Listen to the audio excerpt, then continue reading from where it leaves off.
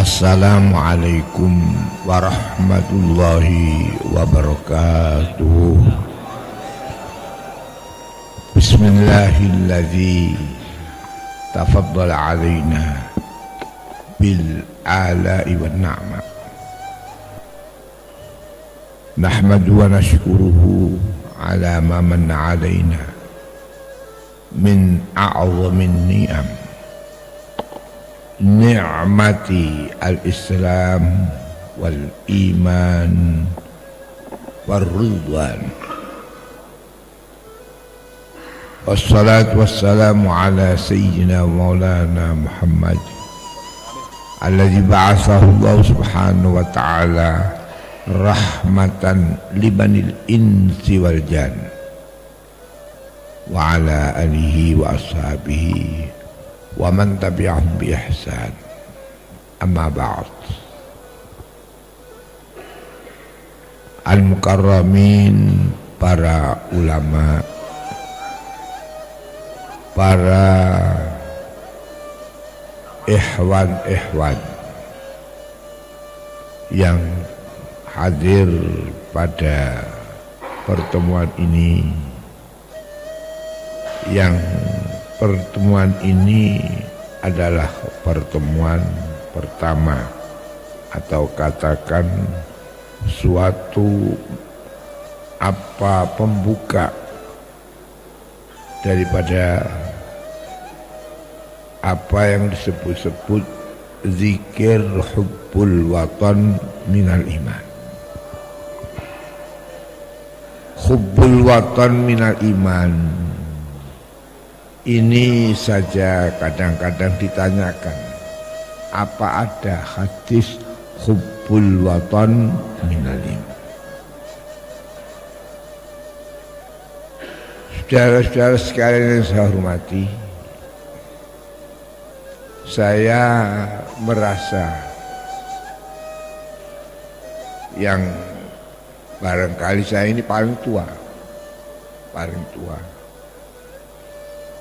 dan alhamdulillah saya yang paling tua ini dulu Nahdlatul Ulama berdiri tahun 26. Itu didahului karena ada sebab. Segala apapun Allah ja'ala likulli syai'in lahu sabab. Ada sebab. Bahwasanya para ulama dahulu di Surabaya rame ulama-ulama yang diperkasai oleh diantaranya Mbah Kiai Abdullah Hasbullah di pondok pesantren yang disebut-sebut pondok pesantren apa itu Surabaya, Kertopaten. Di Kertopaten itu bergerak waktu Mbah Wahab ada di Kertopaten. Dan di Kertopaten dari Surabaya itu timbul suatu beberapa gerakan-gerakan, di antaranya dulu adalah Nahdlatul Watan. Kebetulan apa yang terjadi, ayah saya itu pertama kali dan mau Kiai Fakih Mas Kumambang. Kiai Fakih Mas Kumambang tidak mau sebab wirainya membuka pondok, tetapi penuh Mas Kumambang adalah tempat munculnya para ulama-ulama yang Kiai Fakih Mas Kumambang hanya mengajar putra-putranya, keponakan-keponakannya, sehingga sampai timbul ulama yang besar, yaitu Kiai Maksum Ali. kita ketahui bahwa pondok pesantren dulu ukuran kemajuan adalah mengkias fa'ala yaf'ulu fa'lan fahuwa fa'ilun wa dzaka maf'ulun tasrif. Tasrif besar ada di Cirebon, Kempek. Kemudian ada tasrifan sono. Kedua-dua itu akhirnya muncul tasrifan yang tidak diduga-duga dari daerah Padangan. Tapi apa kesemuanya itu akhirnya habis dikalahkan dengan tasrifan Jombang, yaitu Kiai Maksum Ali, salah satu daripada seorang yang dididik oleh Kiai Fakih Mas Kumambang, karena itu keponakannya. Dan kebesaran Tebu Ireng, siapa yang mengarang Durusul Falakiyah? Siapa yang mengarang tasrifan Jombang yang menghabiskan tasrifan yang lain-lain? Siapa yang mengarang Al-Mizaniyah fima yata'allaqu bizakah? Ini besar sekali, sehingga kebesaran itu tidak bisa dipisahkan antara Mbah Kiai Hasyim dan Kiai Fakih Mas Kumambang. Kiai Hasyim Asy'ari katakan pondok besar adalah pondok-pondok yang sekarang kelihatan. Apa itu pondok Joso yang diasuh Kiai Romli, Kiai yang ada di Lirboyo diasuh Mbah Kiai Abdul Karim, pondok Kloso yang diasuh oleh Kiai Jazuri, Sarang termasuk, apalagi di Cirebon Buntet ada Kiai Abbas, alumni pondok pesantren Kiai Hasyim Asy'ari. Tidak bisa pondok besar itu kecuali karena sababnya adalah dari jebolan mutaharrij pondok Tebu Ireng. Mbah saya sendiri yang sampai sekarang Sarang itu dibesarkan oleh Kiai Ahmad Suhaib dulu di Tebu Ireng, berteman dengan Mbah Kiai Karim. Mbah Kiai Karim akan diputus untuk dikawinkan putra putri Kiai Soleh Bantar Kidul. Mbah saya akan dikawinkan di daerah Jombang yang dekat Kertosono itu. Pondok apa itu? Semelo. Sudah ini bareng, ada Semelo, ada Bantar Kidul.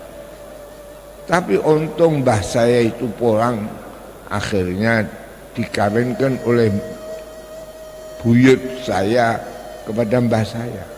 Jadi untung ada saya. Kalau jadi di Semelo tidak ada saya. Nah, ini Mbah Kiai Ahmad. Bapak-bapak, kiai-kiai yang saya hormati, pada waktu tahun 24 atau 23, apa yang terjadi di Hijaz, Syarif Husain dikalahkan oleh Wahabi, oleh Abdul Aziz Saudi. Terjadi apa? Pengerusakan kubah-kubah. Untung kubbatul hadha allati fiha Nabiyuna Muhammad tidak bisa dirobohkan. Semua kubah-kubah. Sehingga begitu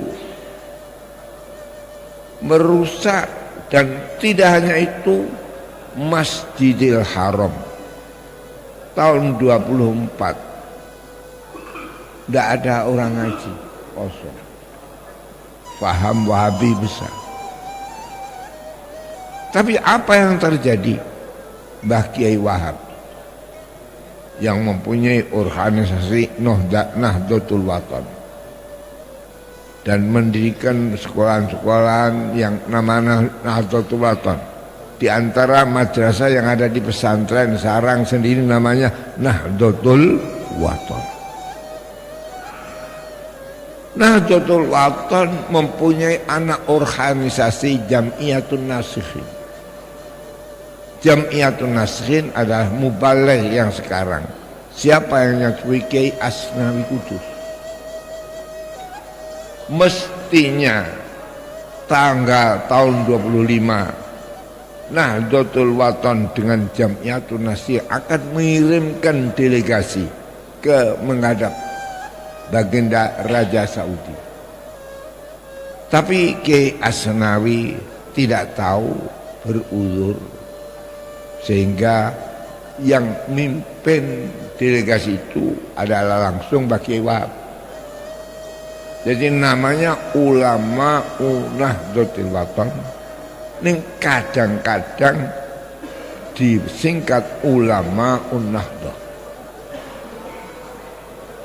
Kerap kali menurut cerita yang disampaikan oleh saya pada saya, Raja Abdul Aziz ya ulama Nahdlatul. Tahun 25 akhirnya apa kata Aziz? Faida antum ayyuha ulama an-Nahdlatul, ulama in-Nahdlatul min ahadil madzahibil arba'ah fa ana wa nahnu kadzalik minal madzahibil arba'ah fa in kuntum syafi'iyun wa nahnu hanafiyun wa nahnu hambaliyun, bukan Syafi'i, Hambali. Apa itu terjadi? Delegasi yang akhirnya di ADRRT NU disebut-sebut bukan delegasi tapi Komite Hijaz, memenangkan mengembalikan Masjidil Haram jadi rame, diasuh oleh para ulama-ulama yang besar pada waktu itu. Sampai saya sendiri bisa merasakan di Masjidil Haram tahun 69 saya mengaji di Masjidil Haram. Ulama-ulamanya semua sunniin. Pengaruh daripada ulama itu walau wahabinya itu wahabi, tetapi tidak ada di pengadilan di Mekah itu kecuali ala mazhab ilaihi ahlus sunnah wal jamaah. Siapa yang menjadi Qadil Qudud? Hasan Syekh yang mengarang kitab ilmi asar, Hasan Masyad min ulama Nahdlatul, min ulama ahli sunnah wal jamaah. Ini adalah berkat daripada bangsa Indonesia karena Komite Hijaz. Apa yang terjadi? Sekarang ini perubahan yang besar. Di Masjidil Haram tidak ada ulama satu pun yang kecuali hanya satu, dua atau satu saja. Semuanya masjid-masjid dipimpin oleh orang-orang Wahabi. Jadi saya akhirnya mempunyai kesimpulan. Apa itu? Tahun 25 kembali delegasi ulama Nahdlatul akhirnya turun.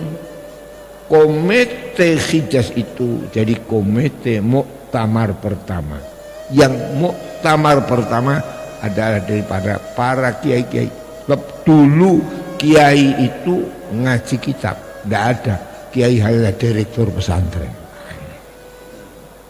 Tidak ada yang hanya foya-foya saja jadi mubaligh. Benar-benar kiai adalah kiai. Apa itu terjadi?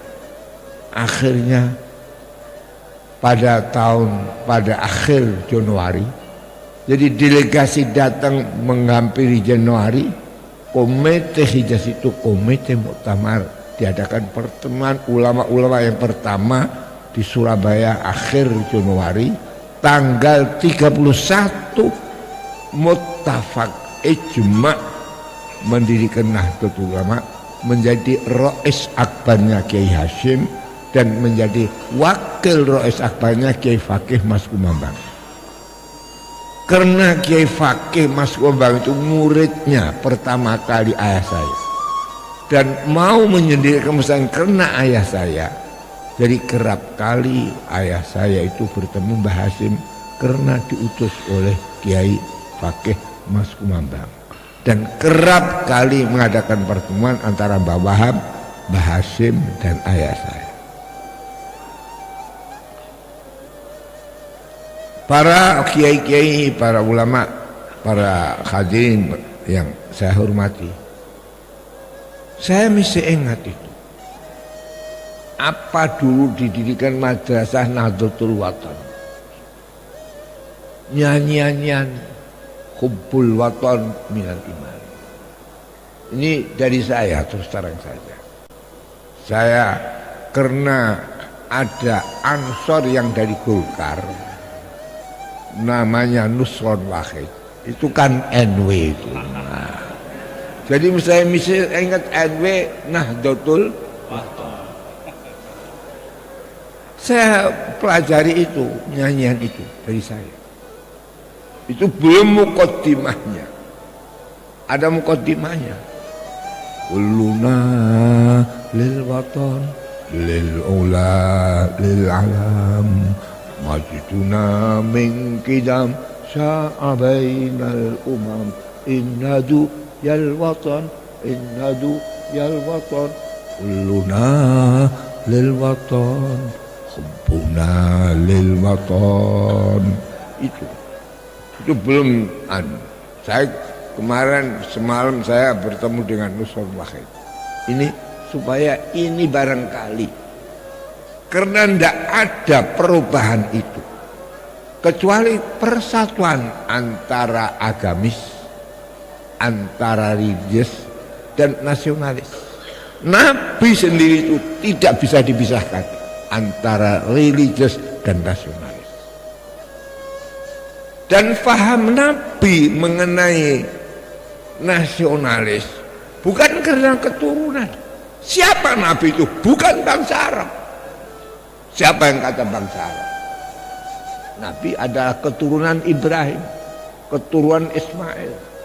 Dan Ismail kawin dengan golongan Arab yang bukan Qahtan tapi Jurhum.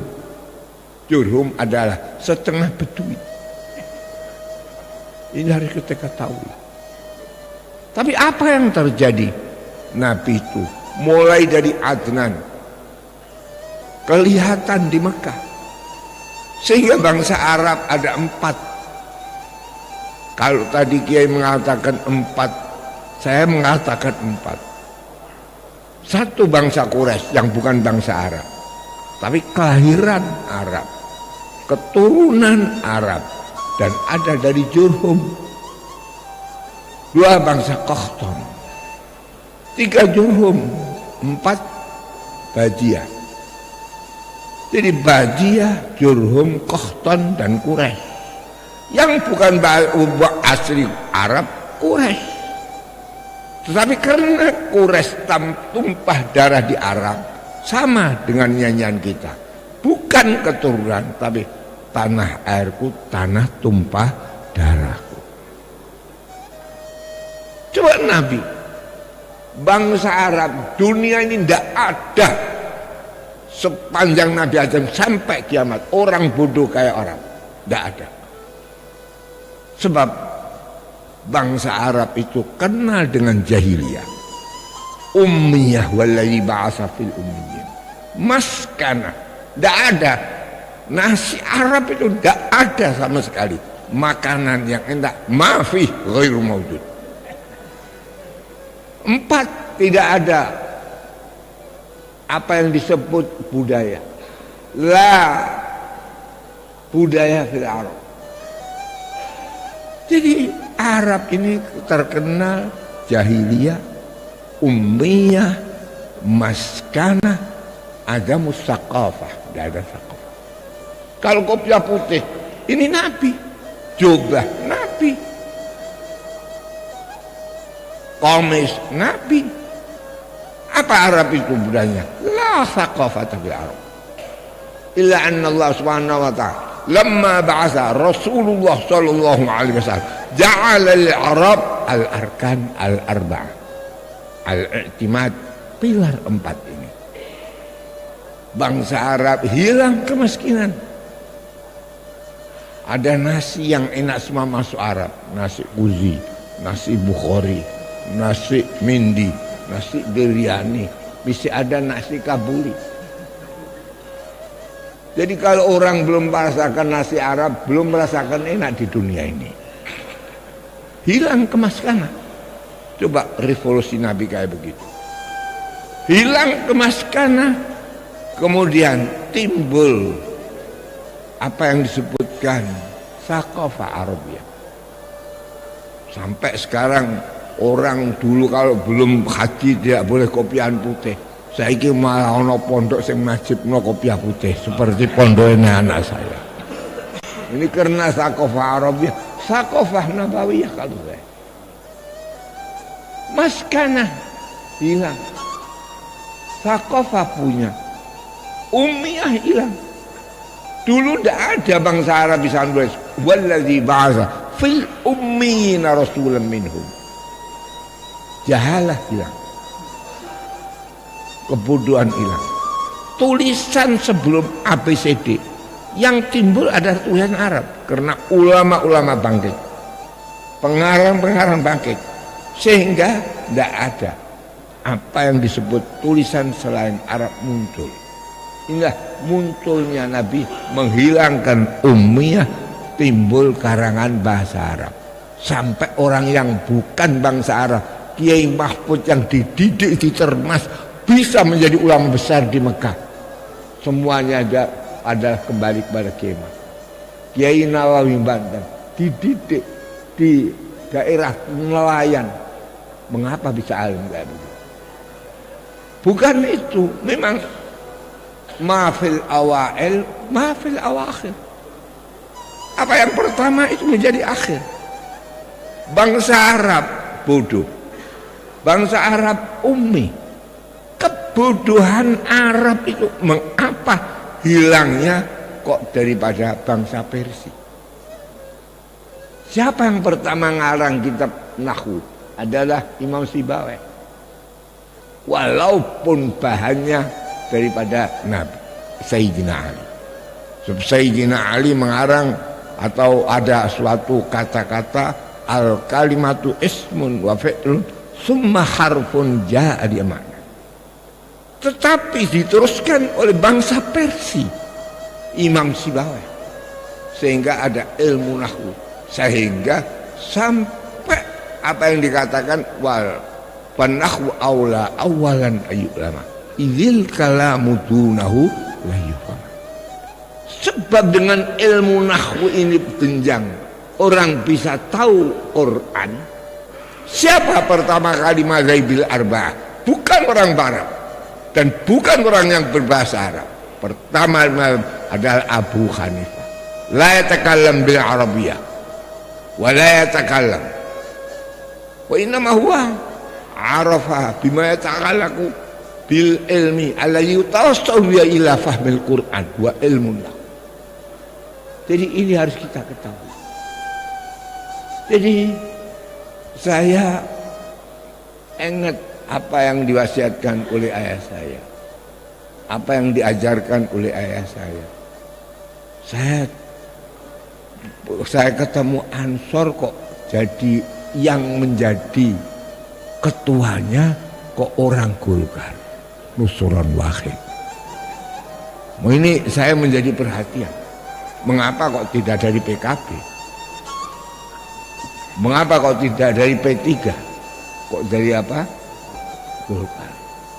Jadi datang di rumah saya terus menerus. Apa itu akhirnya? Saya cekoi nyanyian ini. Ini dari saya. Ansor, ente jadi ketua Ansor, ini harus dikembangkan nyanyian ini. Ini nyanyian pertama mempersatukan bangsa. Akhirnya dikemas itu dan dinyanyikan. Berarti di Surabaya memperingati Ansor, saya didatangkan. Alhamdulillah, saya perlukan walau usia saya sudah 92 tahun. Saya kuat-kuatkan ini. Jarang orang 90 tahun bisa datang. Ini dan kebetulan memang saya menginginkan hubbul watan minal iman ini dikembangkan. Sebab saya ketahui mendirikan negara Islam tidak mungkin. Saya mengatakan tidak mungkin.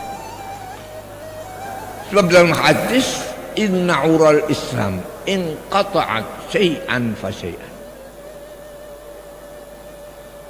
hatta lam yabqa illa shalah.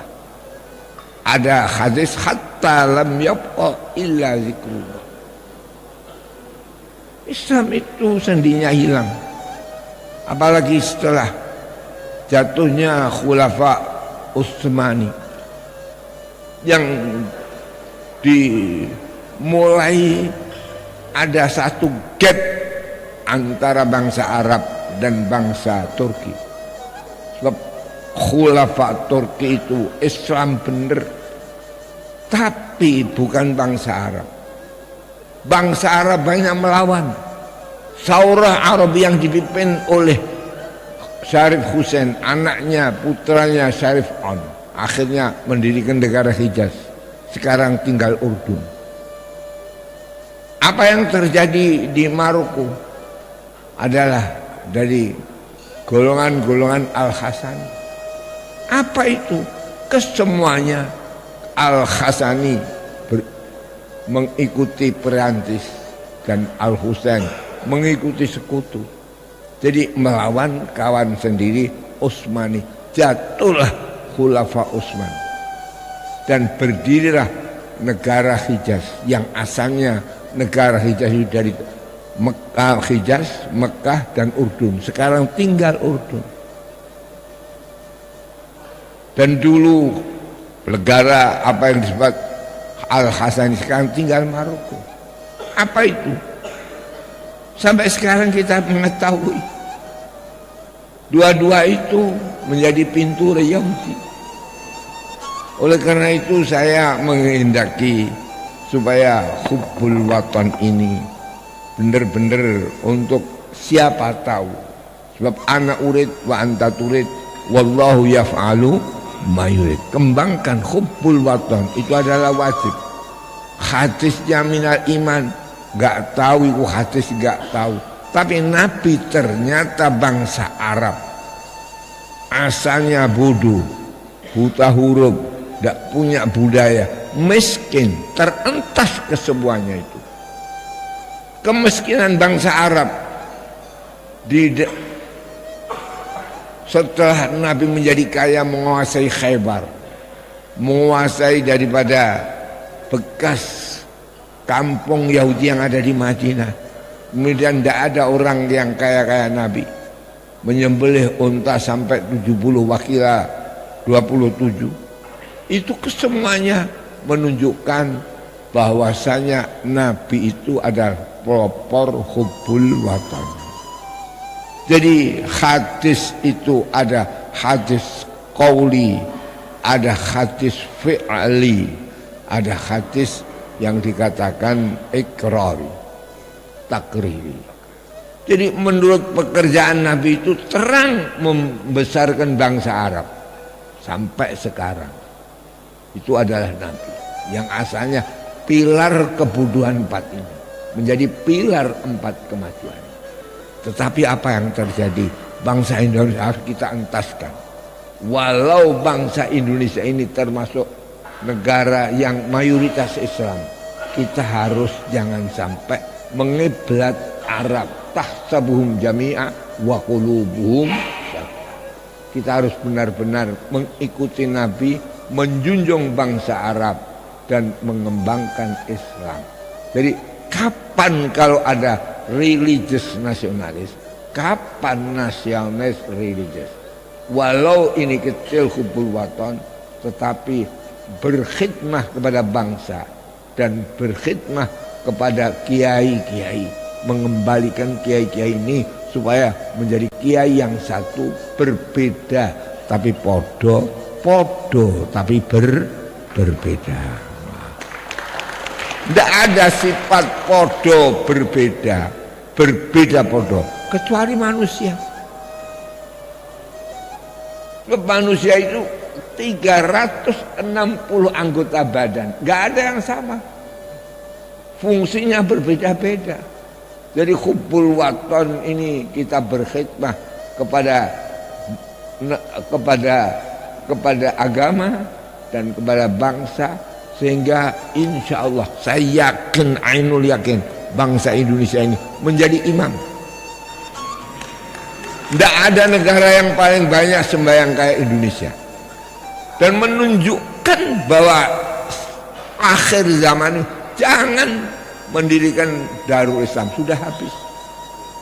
Kalau ada Darul Islam ya irhabi, teroris kayak ISIS dan lain-lainnya. Kita sama dengan Nabi, jadi religious nasionalis apa? Religious. Sehingga dengan ini kita terus saja, belum tentu. Tahsabuhum jami'a wa qulubuhum syatta. Belum tentu. Apa yang diberikan oleh Allah lain daripada yang lain. Nabi diutus supaya menjuangkan ilmu. Tapi mengapa kok tidak dari orang Arab pertama? Kok dari orang Persia, Imam Sibawayh? Ilmu ma'ani bayan bada, mengapa tidak dari Mekah? Kok dari Jurjan? Jurjan adalah tempat daripada yang dekat Mongol. Jadi dia lebih utara daripada Tus, daerahnya Imam Ghazali. Ini ana urid wa anta turid, wallahu yaf'alu ma yurid. Dan segala apa yang direnungkan oleh Nabi itu memang kehendak Allah, dan Nabi tawakal kepada Allah. Tidak ada kayak Nabi. Waktu Fathi Makkah, toh Muhammad itu dari Bani Hashim, keluarga Bani Hashim. Tapi mengapa pada Fathi Makkah ketemu mertuanya Abu Sufyan? Apa kata Sufyan? Ya Muhammad, assalamtu ala salat. Muhammad, aku Islam 3 syarat. Tanta tazawwaja binti, kau harus kawin anakku. Maka sudah dikawin. Sayyidah Romlah itu istri Nabi. Tapi anta tazawwaja binti, yang dimaksud kau kawin anakku, aku harus menghormati. Aku mertuamu. Kok perang terus karo aku? Anta tazawwaju binti wa anta ja'al amra ba'daka li, aku beri kekuasaan. Ini Abu Sufyan. Anta tazawwaja binti wa antara al amra ba'daka li. Masih ada tambahan lagi. Masih ada tambahan lagi 1, 3. Sampai Nabi membesarkan Abu Sufyan. Man dakhalal masjid wa huwa amin, wa man dakhala dar Abi Sufyan wa huwa amin. Ini menunjukkan, dan tidak itu kenyataan. Siapa yang diserai gubernur pada Attab bin Asid Bani Umayyah? Siapa yang diserai menjadi katib jurutul sos Nabi? Muawiyah Bani Umayyah. Semua sahabat-sahabat dihentikan, tinggal Bani Umayyah. Sayyidina Ali ingin menjadi juru kunci Ka'bah saja. Turun ayat innallaha ya'murukum an tu'addul amanati ila aliyah. Fa akhadha Rasulullah al-miftah min Ali wa sallama ila Bani Syaibah. Itu kelompok Bani Umayyah. Ini kesemuanya. Apa itu terjadi? akhirnya kelihatan begitu. Tapi nggak ada sahabat yang mendebat. Jadi Allah Subhanahu wa taala membuat kebesaran Islam ini kehendak Allah dan menurut perintah Allah. Kebesaran Islam dari Bani Umayyah. Islam itu tidak ada pakir. Islam mesti mempunyai amat. Kalau ada orang Islam kawin 4 tidak ada apa-apa. Sekarang 2 saja kiai didobrak, apalagi lain kiai. Ini Allah. Sampai saya ini terus terang, saya mempunyai ijazah khusus, tidak akan saya ijazahkan orang lain. Saya zikir itu 21. Sebab ada kekuatan dulu orang Islam itu istrinya 4, amannya 17. Jadi 17 dengan 4 berapa? 21. Itu zikir khusus saya ini. Tidak akan saya lemparkan kepada orang yang lain. Ya. Oh ya. Ini Allah. Jadi Islam itu ya'izu walillahil izzat wali rasulihi walil mu'minin. Apa itu? Sesudah Bani Umayyah jatuh di Spanyol, Aspania, ganti kekuasaan Perancis. Apa itu terjadi? Pertama kali orang Barat masuk ke Amerika Columbus, yang akhirnya mulai daripada itu orang Islam merosot sampai sekarang ini.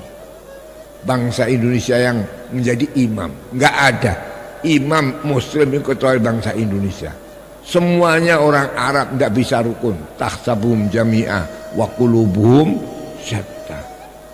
Minyak diserahkan orang Arab. Mengapa orang Arab kok miskin? Tidak ada minyak yang banyak kayak Afghanistan. Mengapa malah ramenya kayak gitu?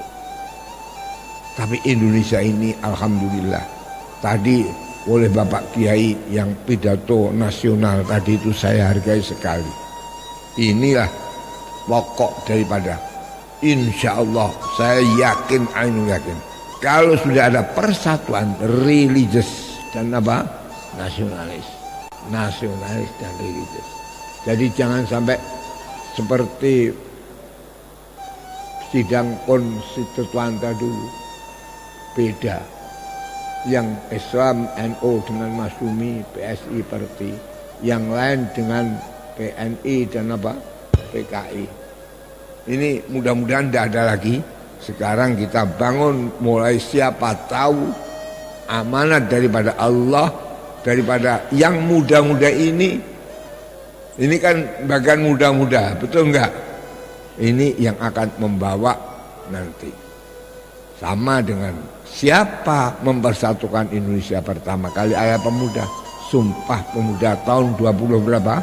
8. 28 akhirnya proklamasi tahun 45. Berapa tahun? 17 tahun.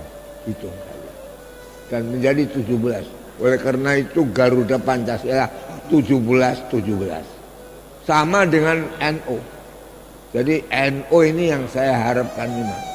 Tidak ada kayak Garuda Pancasila kecuali NU. Tidak ada. NU 17. Karena Nahdlatul Ulama itu hurufnya 11. Hitung saja. Dibaca 6. 11 dengan 6 itu berapa? 17. Nah, 17 rukun sembahyang itu juga 17. Rakaatnya juga 17. Sama dengan Pancasila. Garuda itu 17. Kemudian yang pokok 8. Sebab surga itu pintunya 8. Jadi 8. Dan NU mempunyai tali yang 8. Itu supaya memimpin umat NU ini yang longgar. Jangan sampai keras-keras. Kalau singset ketekekan. Nah, jadi 8. 4, 5 bintangnya 4 dan apa? 4 dan 5. Dipilih bintang yang 5. Sebab bintang yang 5 ini merukunkan semua umat beragama. Apa itu arti 5? arti 5 harus menghormati sesama umat manusia. Dia hormati. Kedua, menghormati semua menghormati semua umat manusia. Kemudian daripada sesudah itu menghormati, memberantas perzinahan di dunia dengan melalui perkawinan menurut agama masing-masing. Kemudian daripada itu menghormati akal. Dan nomor 4 menghormati jiwa. Jadi membunuh tidak boleh, menganiaya tidak boleh. Kelima, menghormati hak milik umat masing-masing. Jadi timbul hukum macam-macam itu dari yang kelima ini. Jadi 5 bintang 5 ini adalah pelajaran umat Islam yang sampai walau beda agama tidak menjadi apa-apa, sebab perkawinan itu menurut agama masing-masing dan semua milik dihargai. Dan insya Allah nanti siapa tahu, sebab nggak ada orang memikirkan siapa tahu Islam itu besar kok karena Bani Umayyah. Ya, Khadijah sendiri itu termasuk golongan Bani Umayyah. Karena Khadijah mempunyai istrinya, kalau nggak sakit lakinya dulu sebelum Muhammad itu juga Bani Umayyah. Dan Khadijah mempunyai Halah mempunyai anak istri Abul As anak Halah misanan sendiri dikawinkan oleh Sayyidah Zainab mempunyai anak Umamah mempunyai anak istri 2, tidak dicatat karena istri-istrinya. Ini tapi lain daripada Sayyidah Fatimah. Jadi yang beranak Nabi itu hanya 2, Zainab dan Fatimah. Fatimah mempunyai anak yaitu Nabi kawin dengan Sayyidah Khadijah, mempunyai anak siapa? Fatimah mempunyai anak Hasan Husain. Tapi yang lain enggak dicatat. Sayyidah Fatimah mempunyai anak Ummi Kalsum. Masih kecil dikawin oleh Sayyidina Umar. Sayyidina Umar enggak punya anak karena belum sampai belum balik sudah. Kemudian dikawin oleh On, mempunyai anak banyak. On dikawin oleh adiknya. Dan dikawin lagi oleh seorang namanya Abbas. Itu anaknya banyak. Jadi tidak ada anak banyak kayak anak Ummi Kalsum binti Fatimah Az-Zahra. Tapi sudah tidak nasab bintu. Sebab orang Arab itu enggak cocoknya saya sendiri malah banuna banu abnaina wa banatuna. Banuhunna abnaur rijalil abaidi. Wong aneh anak wis tuwa kok janggep wong liya. Idza kan kunna naqtatil arab halakna. Ini wailun lil arab min syarrin qad tarab qadin kharama iramu yajuj wa majuj. Saya kira ini cukup. Mudah-mudahan saya mendoa, mudah-mudahan ini walau tidak kita duga dari anak muda, siapa tahu nanti bisa membesarkan religius nasionalis religius. Kalau dulu Islam tok dengan nasionalis sama komunis pada dulu PKI dan PNI, sekarang ini barangkali inilah harinya kita sampai akan dirubah oleh Allah. Hubbul watan minal iman, kulluna lil watan lil ula lil alam. Sekian, wallahu ta'ala lah. Zikirnya itu pasti, sebab akhir zaman itu ma baqiya illa zikrullah. Sebab zikir itu pokoknya sembahyang. Jadi apa kata Nabi Musa, yaitu sholat itu zikir itu apa? Qur'annya itu. Sholat itu zikir, pokoknya zikir itu ada sholat. sholat itu zikirkan. Sholat itu sama 17, 8, 4, 5. Rukunnya 17, rokakatnya 17, 8 sujudnya itu harus 8 karena anggota sujud yang lahir 7 dan ditambah hati 1, 8, 4, 5. Kita biat kepada Allah harus 4, 5. Jadi kalau malam Rebo itu harus apa? 4. Syahadat kan 4 kali, maghrib 4, isya 4. Besok harus hari ini hari apa ini? Hari Rebo harus 5, subuh 1, zuhur 2, asar 2. Jadi sembahyang itu angka 17, 8, 45. 17-nya 2 karena sumpah pemuda. Rijalunal ghad, subhanunal yaum, rijalunal ghad. Ini hadis Jawa, hadis Indonesia. Kita ini rijaluna, subhanunal yaum 28, rijalunal ghad 45. Jadi 28 sampai 45 17 tahun dan jatuh 17. Inilah 17, 8, 45. Faman lam yaf'al hadhil arqam fala tasihhu salatuhu. Ilahuna wallahu taala. Wassalamualaikum warahmatullahi wabarakatuh.